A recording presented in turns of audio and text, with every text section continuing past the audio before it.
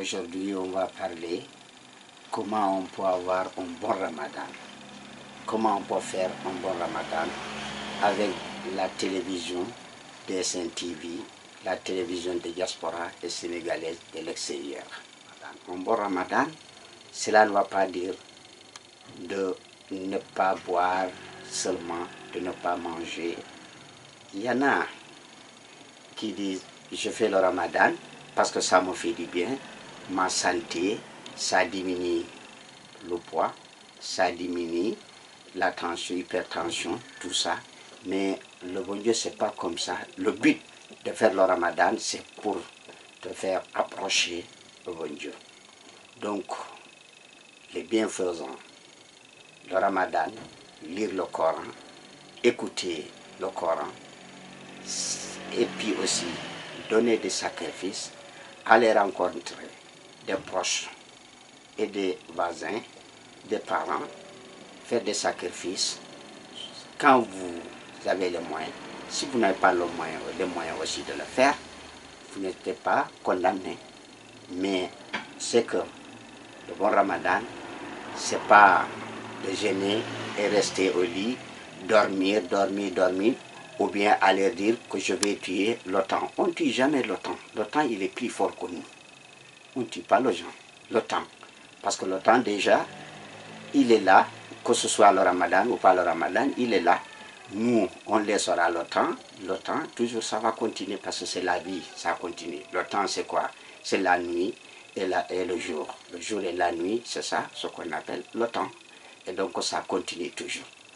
Mais, comme je vous ai dit, le ramadan, c'est arrivé, c'est pour nous.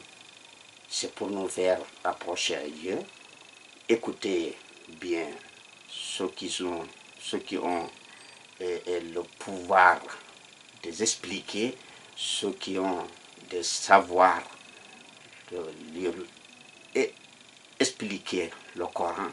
Si vous avez des chances de connaître quelqu'un, vous le proposez, allez chez lui ou bien le rencontrer. Et il y a les mosquées aussi qui le font. Faire le bien de Ramadan aussi, c'est le mois de partage. Vous pouvez partager. Il y en a aussi qui organisent entre eux des bons, je vais organiser chez moi le ndogu. Le ndogu, c'est-à-dire c'est le rupture. Après le coucher de soleil, on se rencontre, soit c'est mon cousin ou mon ami qui invite. Et ça fait du bien, c'est un bon retrouvail. Mais ça ne suffit pas. Il faut aussi penser à appeler quelqu'un qui connaît le Coran, qui va vous aider, qui connaît aussi les textes, qui va vous expliquer comment faire bien le ramadan. Parce que sinon, on jeûne, on dit on a jeûné, mais est-ce qu'on a le ramadan? C'est ça encore. Il faut bien connaître le ramadan. Pour connaître le ramadan, c'est comme les métiers. Il faut apprendre. Pour apprendre, il faut voir un maître. C'est le maître qui va te faire apprendre. Et là, spirituellement, on dit un guide religieux. Le ramadan aussi est arrivé, ça peut aussi faire une ouverture, ce qu'on appelle ici en Europe, dialogue entre religieux. C'est très important. Parce que quand vous voyez les notables de ce pays, ou bien les politiciens, les responsables, les maires, les conseillers, les chefs de quartier, même s'ils ne sont pas des musulmans, ils vont chez nous pour nous souhaiter le bon ramadan. Ils prennent des thés avec des dates chez nous et on fait échange, on les montre comment on vit le ramadan. Ça fait du bien. Donc ça, il n'y a que le ramadan qui peut le faire. Donc vous voyez, le ramadan peut jouer aussi un grand rôle, ce qu'on appelle le dialogue entre religieux. C'est très important. Donc il ne faut pas négliger ce mois, le mois de ramadan. Depuis au temps des prophètes, alayhi salatu wassalam, il aidait les pauvres. Le ramadan arrive, il y en a qui mangeaient un seul repas avant le ramadan. Et le pauvre, le ramadan arrive, comment il va faire? S'il mange le matin, il n'a pas de quoi manger le soir. Le prophète, alayhi salatu wassalam, paix et salut sur lui, Muhammad, il appelait les riches pour aider les pauvres. Comment il le faisait? Il y a ce qu'on appelait Bayt al-Mali al-Islami, c'est-à-dire ce qu'on dit ici les impôts ou bien le dixième, ça on les réunissait souvent et on les mettait à côté, et ça c'est pour distribuer ça aux nécessiteux, aux pauvres. Le Ramadan aussi arrive, on multiplie, faire les efforts. Il y en a même qui devient vraiment, grâce au Ramadan, très content, ils mangeaient à leur faim et ça continue. Et effectivement, c'est ça du bienfaisant le Ramadan. Donc, mes frères et sœurs, faisons de telle sorte que avoir la bénéfice de musulmans, c'est ça, c'est le Ramadan.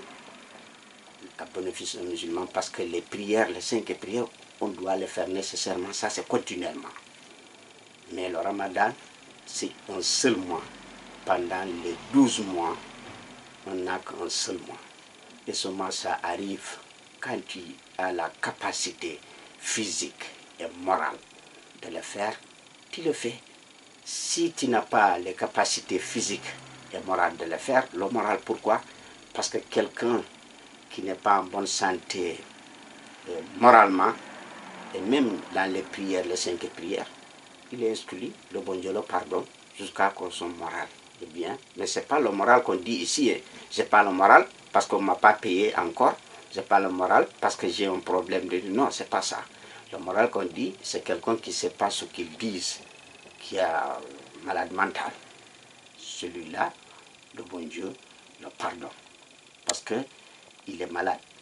Donc, quelqu'un d'autre aussi, il est loin de sa famille, il est tout seul, et il se sent faible physiquement, il peut ne pas de le faire jusqu'à qu'il revienne chez lui, qu'il le fait. Quelqu'un d'autre, il a les moyens de donner à la place de Ramadan, au lieu de faire du jeûne, il peut donner soit son argent ou bien matériel qui correspond à l'argent. Comment? Et tu calcules, parce que ici la plupart, on dit c'est 5 € par jour. Il y en a qui donnent de plus, mais le minimum qu'on a calculé ici, la plupart des mosquées, la plupart des associations aussi, c'est le 5 €. C'est-à-dire, on dit le minimum, une personne, ce qu'il peut manger par jour, son repas principal ici en France, c'est le 5 €. Donc, tu calcules ça et tu donnes, soit tu le donnes chaque jour 5 €, ou bien tu calcules et tu le donnes une seule fois. Et la plupart, on m'a posé beaucoup de questions concernant ces dons qu'on doit donner. Est-ce qu'on les donne ici ou on peut l'envoyer au pays? L'essentiel, c'est de le faire.